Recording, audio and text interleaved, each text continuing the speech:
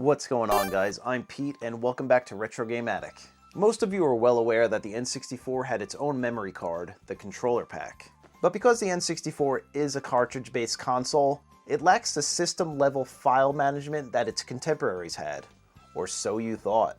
About a third of the N64's library actually has a secret, built-in memory card file manager hidden right on the cartridge, each with a unique UI that matches the aesthetic of the game. Today I'm going to show you exactly how to access these hidden menus and showcase the designs in over 20 games from my collection. Let's get into it.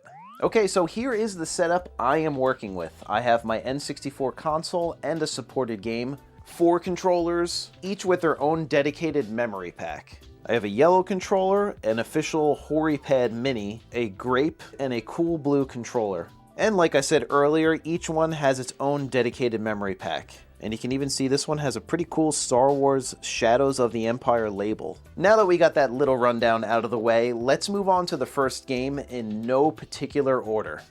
Alright, so we are ready to go here. I have Excitebike 64 in the N64 console. Now, all we need to do to access that hidden memory card menu is to hold down the start button on the N64 controller and simultaneously turn the power on the console. So let's do it. And here it is. As you can see, this memory card menu mimics the aesthetics of Excitebike 64, right down to the color scheme, the fonts, and that background. And you can see it has 4 controller packs accessible. We have 1, 2, 3, and 4, and I'm using controller number 1 to move back and forth. Looks like we have nothing on pack 3, so I might swap that one out for the next game. I'll turn the volume up a little bit here. It just has one simple sound effect when you move back and forth. And we will select the controller pack. And that's it. 12 pages free on this one. Okay, next up we have Mario Kart 64. And there it is. So it looks like we can only access controller pack number 1 with this. It has the Mario Kart sound effects, font, and look and overall feel of the menus in that game. Pretty cool. Now, before doing the research for this video, this was the only game I knew about that had this functionality. I didn't realize there were so many of them that did this. But enough with Mario Kart, let's move on to the next one. And next up is NFL Blitz. So we have 2 controllers to select from here. This looks like a typical NFL Blitz menu, and you even have the Midway logo up here. So I select the controller number 1. So yeah, you can manage, delete. Doesn't sound like there's any sound effects included in here. Let's go to select new controller. It looks like we can only manage files on 2 controllers via this menu. Right on, let's move on to the next one. Now next up is a personal favorite of mine. We have Wave Race 64. And as you can see here, the entire UI is exactly the same as Mario Kart 64. Not too surprising since they're both Nintendo developed and published games. So it looks like the sound effects are different here. You don't hear like that Mario Kart sound. And it looks like we can only access controller 1's memory card here. Pretty interesting that it's basically the same as Mario Kart. Pretty cool. Next up is San Francisco Rush. It looks like we can access all 4 controllers here, which is pretty cool. And I believe this is the same background as the Rush title screen. Don't quote me on that. We'll select controller number 1. So this is a little interesting. It gives you the game code and the COM code. I haven't seen those yet on the other menus. And controller number 3 has no controller pack supposedly. That means I will swap it out for another one. For as awesome as the HoriPad Mini is, for some reason it's not working with my setup, so I swapped it for a North American red controller. Let's try San Francisco Rush one more time. Okay, so controller 3 was detected. On to the next one. Alright, next up is Castlevania. So it looks like only controller pack 1 is accessible. So there's not a whole lot going on here. It looks like that in-game Castlevania font and a black background. And that is it. Pretty simple. Next up is The World Is Not Enough. This one is a little bit more interesting than the last game, not a whole lot though. The font for controller pack menu up at the top I know kind of resembles the in-game menu of The World Is Not Enough, but pretty simple as well. Black background, text, and those little folder icons. At least we get some sound effects here though. And like with a lot of the others, we can only access 1 controller pack. What's next? How about some Beetle Adventure Racing? Another simple menu. We have a black background, pretty simple text, and that's about it. We can only access one controller pack. There are some sound effects at least. We don't want to delete that. But that's about it for Beetle Adventure Racing. Not a whole lot going on here.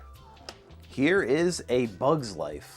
So at least with this one, there's not just a blank background. There's the ant from the movie and I guess some sort of green jungle aesthetic or leaves. I'm not too sure. But there are no sound effects and only one controller pack accessible. At least it changed things up a little bit though.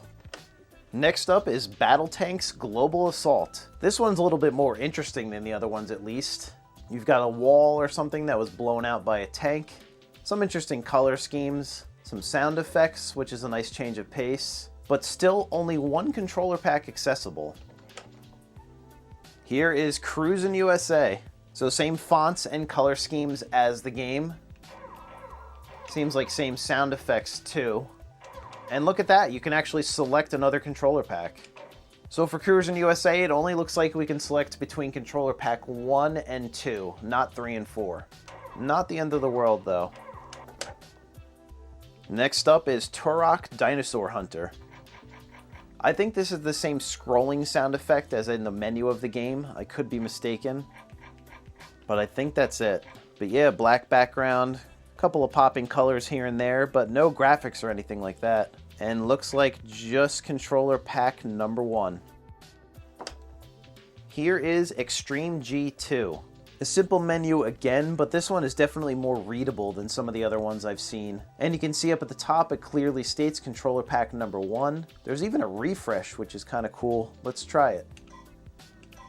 That's cool. So can you hot swap them? I'm going to pull the card out and see what it does. We'll do refresh. Look at that. Let's swap it back in. We'll do retry. Oh, that's kind of cool. And we'll use the C buttons here to scroll up and down. So I guess it's only controller pack 1 that we can access. Let's go to exit. I'm going to try something a little bit different here. I'm going to try to access the controller pack menu with controller number 3. So controller pack number 3 is damaged. That's not good. At least we got some sort of response out of it. I'm going to try number 4 next. All right, trying number 4. Okay, so we are in controller pack number 4. So that's pretty cool. You can at least do these individually. Nice. Next up is the new Tetris. Not a whole lot going on here. Black background. I guess with this one being a slightly newer release, it's a little bit more readable than the other ones. No sound effects, no graphics. All right, I've seen enough. Here is Automobili Lamborghini. I was never a huge fan of this game, but it was one of the few I had when I was younger, and I just played the crap out of it. Kind of weird that it just says pack menu. A little bit more going on in this one. There are some sound effects at least. You can go over to the next pack. Controller pack is full. So we are in controller pack 2 now. Let's try to go to 3. Oh, look at that. It went to 3. And 4. Pretty cool. I think this is the first game that allowed us to access all 4 controller packs in the menu. Okay, so here's Diddy Kong Racing. Nice little controller pack logo at the top of there. It's nice and colorful, easy to read. And there are sound effects. I believe that's a sound effect in the menu of the game itself too. Yeah, those are the scrolling and selecting sounds in the game menu. Pretty cool, but it looks like only controller pack 1. But an interesting tidbit with this one, I'm pretty sure you can access the memory card menu from the options screen in the game. So here we go, save options. So yeah, you can actually select game pack and controller pack 1. So you can manage the controller pack menu in-game on Diddy Kong Racing and the next game. Okay, so this is Perfect Dark, and I started this game up as normal. I didn't try to access the hidden menu just yet. A little bit different of a memory card menu here, you just have a copy and delete option. Interesting that both Perfect Dark and Diddy Kong Racing are Rareware games and both have this in-game management menu. Alright, so let's start it up one more time and we'll access that hidden memory card menu. Checking controller pack, please wait. So this is pretty nice. We have all 4 controller packs selectable here. Let's just select 4. And I really like that scrolling background. It kind of looks like Tempest 2000 a little bit.